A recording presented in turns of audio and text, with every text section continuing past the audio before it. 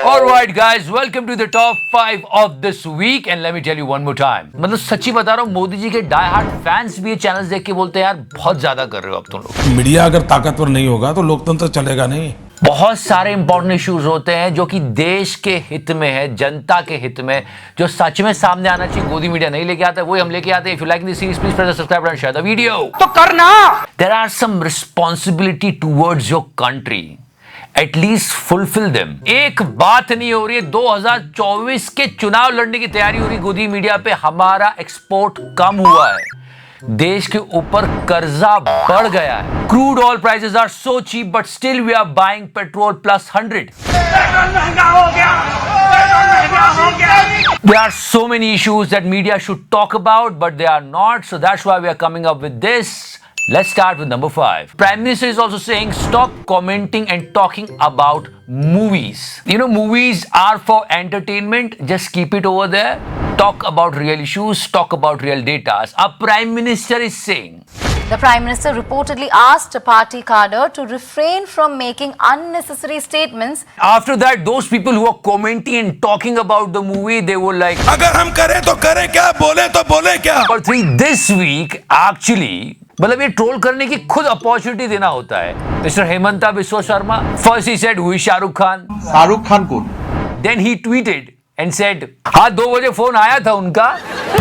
दोनों के बीच में फोन पर बात हुई है और इसकी जानकारी खुद असम के मुख्यमंत्री हेमंत बिस्वा शर्मा ने ट्वीट के जरिए बताई है। Then people started the trolling. इस प्रकार की बचकाना बातें किसी के गले नहीं उतरती, लोग मजाक उड़ाते हैं। And the CM of Maharashtra met a prime minister and that was the visual.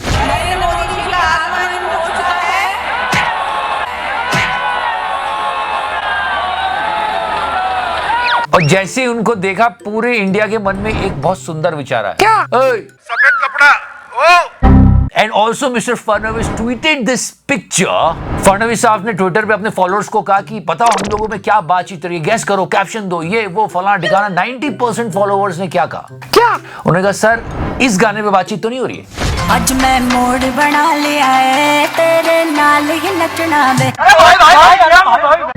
Also this picture of Maharaja Saab. If you remember, he was covering up for Mr. Tejasvi Surya. Tejasvi Surya के ऊपर आरोप लगा था कि उन्होंने इनको भी बहुत ट्रोल किया गया था कि इमरजेंसी एग्जिट क्यों खोल दिया। कुछ गड़बड़ कर दी थी, एक दरवाजा खोल दिया था, इमरजेंसी डोर खोल दिया था, उसकी वजह से बहुत परेशानी हो गई थी। फिर महाराजा साहब ने कवर अप किया कि नहीं नहीं गलती से खोल गया। Facts are that the door did open by mistake while the plane was on the ground. All the checks were taken and after that only the plane was allowed to take off. फिर लोगों ने कहा अरे महाराजा साहब, And he's also said sorry for it himself. So ठीक है कोई बात नहीं, पर आप इतनी दूर क्यों बैठते हो?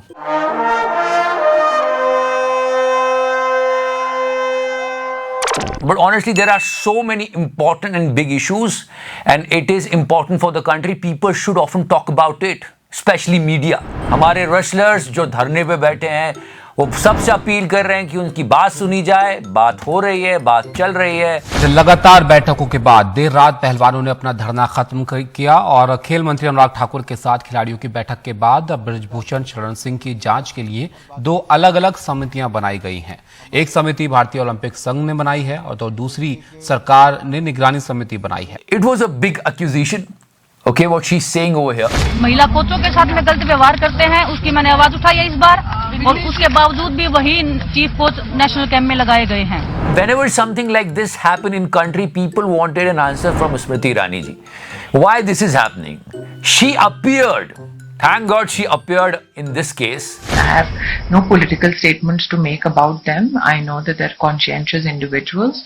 I will also say this, that as a representative of the government. And you know what she did? She was blaming Congress.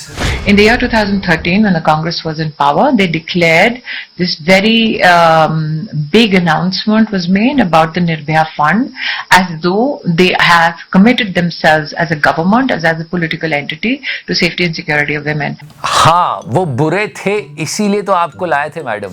In 2014, when Modi government was formed, one found that not a rupee was spent out of that fund. There was no constitution. इनके लिए कुछ तो बोला जाए, और साथ ही साथ बोला जाए ये बाबा जी जो बार बार पैरोल लेके आ जाते हैं, मतलब लोग कहते हैं इनका पूरा नाम खत्म नहीं होता लिखना, और इनको पैरोल मिल जाती है। डेरा प्रमुख राम रहीम को एक बार फिर 40 दिन के पैरोल मिल गए। राम रहीम रेप के आरोप में 20 साल की सजा काट रहा है। 2 महीने बाद यानी करीब 56 दिन बाद उसे दूसरी बार पैरोल मिला। या हत्या और बलात्कार के दोषी हैं, इस पर तो कुछ कहिए। And last time if you remember he got parole, so many minister went there. Vote bank बचाने बनाने के लिए कितने मिनिस्टर आशीर्वाद लेने जा रहे थे। And now guys, this is something serious. Our export is decreasing. वाणिज्य मंत्रालय के मुताबिक दिसंबर 2022 में दिसंबर 2021 के मुकाबले जो कुल एक्सपोर्ट है भारत का, वो करीब 5.26% घट गया है, जो चिंताजनक है। इस पर एक चर्चा होनी चाहिए, डिबेट होनी चाहिए, बात पता करनी चाहिए, देश की जनता को पता होना चाहिए कि क्यों हमारे एक्सपोर्ट्स डिक्रीज हो रहे हैं। ये एक बहुत गंभीर विषय है, इससे देश की हालत खराब होगी। कोई मीडिया चैनल कहीं बात करता हुआ नहीं मिल रहा है। इस दौरान वाणिज्य मंत्रालय के मुताबिक मर्चेंडाइज एक्सपोर्ट्स में जो गिरावट है वो और ज्यादा 12.19% रही है, जो निश्चित तौर पर भारत के लिए काफी चिंताजनक है। And that was something really serious from the opposition party. The debt is increasing. We all are under debt. Yes. मतलब 55 लाख करोड़ रुपया हुआ सन 1947 से लेके मार्च 31, 2014 तक, और मार्च 31, 2014 से लेकर मार्च 31, 2023 में हो गया 55 का 155 लाख करोड़। ये विपक्ष आरोप लगा रहा है, पर न्यूज चैनल का काम था कि इस पर बैठ के बात करे, चर्चा करे कि सच में क्या ऐसा हो रहा है। अगर ऐसा हो रहा है तो बहुत गंभीर सिचुएशन है यार।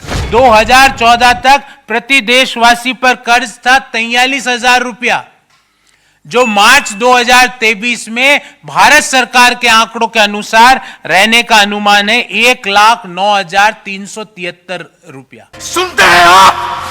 At the end of the day, we all have to pay that. अभी ऑक्सफैम रिपोर्ट आई और उसमें कहा है कि गरीब सबसे ज्यादा टैक्स दे रहा है। जो बॉटम 50%, जो 3% देश के एसेट्स को होल्ड करता है, वो देश के जीएसटी में 64% पैसा देता है, और जो 5% जो देश के 60% संपत्तियों को होल्ड करता है, वो जीएसटी में उनका कंट्रीब्यूशन मात्र 3% है। अगर ऐसा हो रहा है तो उस गरीबों की हालत और खराब हो जाएगी। एक बहुत चिंता का विषय, इस पर बात करनी चाहिए न्यूज चैनल्स को। रिपोर्ट में यह भी कहा गया कि भारत के अरबपतियों की कुल संपत्ति पर अगर सिर्फ 2% टैक्स लगा दिया जाए तो इससे देश के कुपोषित लोगों को बड़ा फायदा पहुंच सकता है। This is a matter of concern, guys, and people should talk about it. जब से कोरोना महामारी शुरू हुई तब से लेकर नवंबर 2022 तक भारत में अरबपतियों की संपत्ति में 121% या 3,608 करोड़ रुपए प्रतिदिन की वृद्धि हुई है। That is so hard hitting that we have that much of debt.